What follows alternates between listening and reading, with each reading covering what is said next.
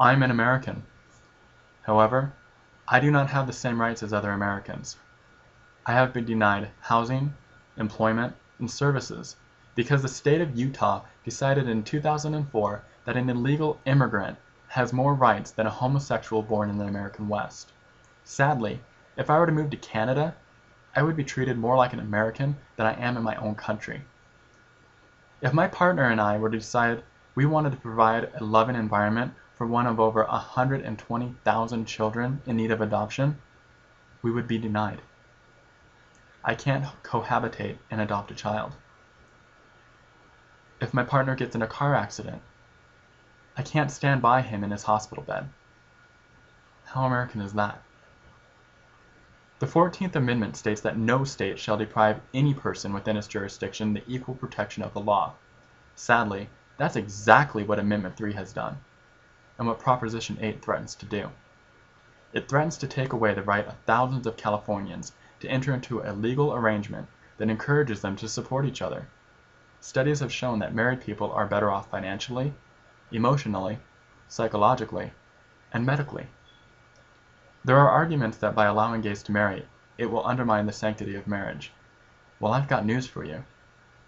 43% of marriages end within 15 years because of divorce. 43%.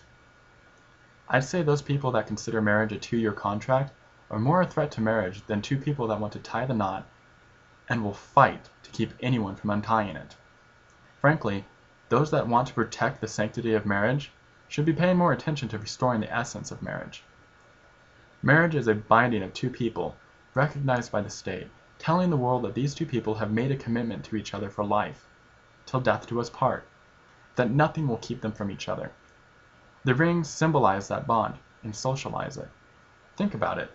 If you were to take off your wedding ring and go out for a night on the town with your friends, how long would it be before somebody asked you if everything was all right at home? Some people say that gay marriage would be a threat to your children. I'm sure Lawrence King would love to hear someone say that. He was someone's child, and he was murdered by another child because he was gay. Charles Howard, Matthew Shepard, Harvey Milk. The list goes on.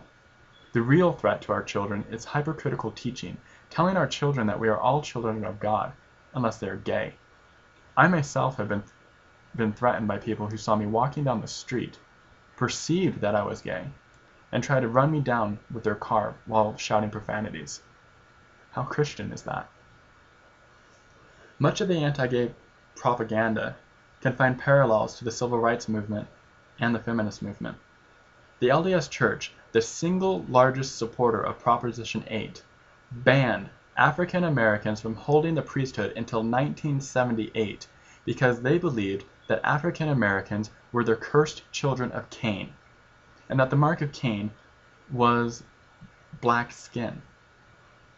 Women were not given the right to vote until 1869, when Wyoming granted them that. To this day, minorities and women, including homosexuals, are compensated less than their straight white counterparts. But all this boils down to mud under the bridge. Frankly, marriage is a right currently allowed to all consenting adults in the great state of California, and Proposition 8 threatens to take away that right from a specific group of people. How they choose to run their households is their business. Just as you wouldn't like the government to interfere with you raising your children, or deny you the right to see your spouse in the hospital. Let's make the American dream the American reality. To quote the LDS Church, because you are here, listening today, there is hope for the family. I challenge you to exercise your voting rights to protect the Constitution and the rights of all Californians. Vote no on Proposition 8.